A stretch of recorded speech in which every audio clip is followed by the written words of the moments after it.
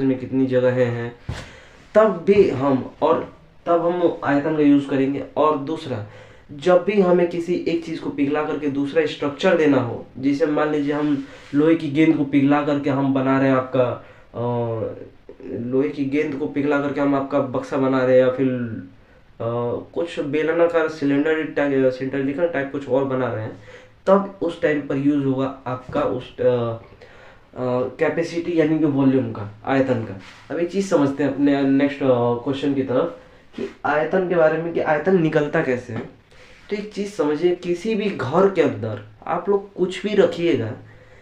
किसी भी घर के अंदर, एक ये घर है, यही तो आपका, हमने क्या कहा था कि कोई भी क्यूब जो होता है यानी कि घन होता है वो वर्ग से बना होता है, तो इसका सरफेस भी वर्गाकार होगा। तो कहिएगा जी सर, मान लेते हैं ये वाला इसका सरफेस है,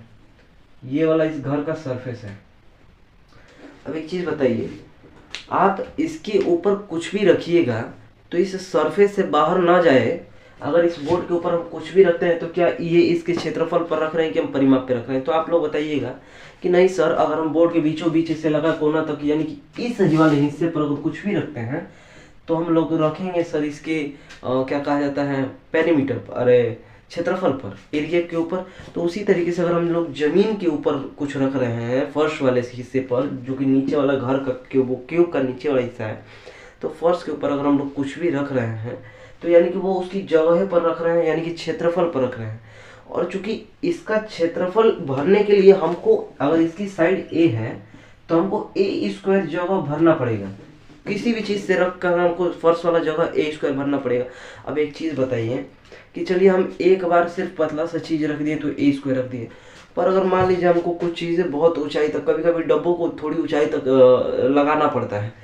तो एक चीज बताइए हमको कि ये जो जमीन वाला, जो फर्श वाला हिस्सा है, वो तो ए स्क्वायर हम रख दिया, अगर जमीन पर रखना है तब अगर थोड़ा सा इसको दीवार लगा दिया जाए, जिस तरीके से हमारा पहला वाला दीवार था, अगर इस तरीके से हम कुछ दीवार लगा दें आगे पीछे, तो हम कह सकते हैं सर इसके ऊपर भी अब रखते जाएंगे। अभी जितना ऊपर रखेंगे, कितना ऊपर रखेंगे, तो क्यूब का हर एक दीवार वर्गाकार होगा, तो जितना फर्श वाला होगा उतना ही अगल वाला होगा, उतना ही बगल वाला होगा। तो अगर उस वाले को उठा करके देखे जाए आपने इधर वाले को, तो उसका भी तो साइड ए है, तो यानी कि ये वाला जो ए है उसका हाइट, और जो ये ए स्क्वायर था, अगर उसको ए से मल्टीप्लाई कर दिया जाए तो हमारा वॉल्यूम यानी कि ए क्यूब निकल जाता है। आप लोगों को उम्मीद है समझ में आया होगा। जैसे एक बार फिर से समझाना चाह रहे हैं,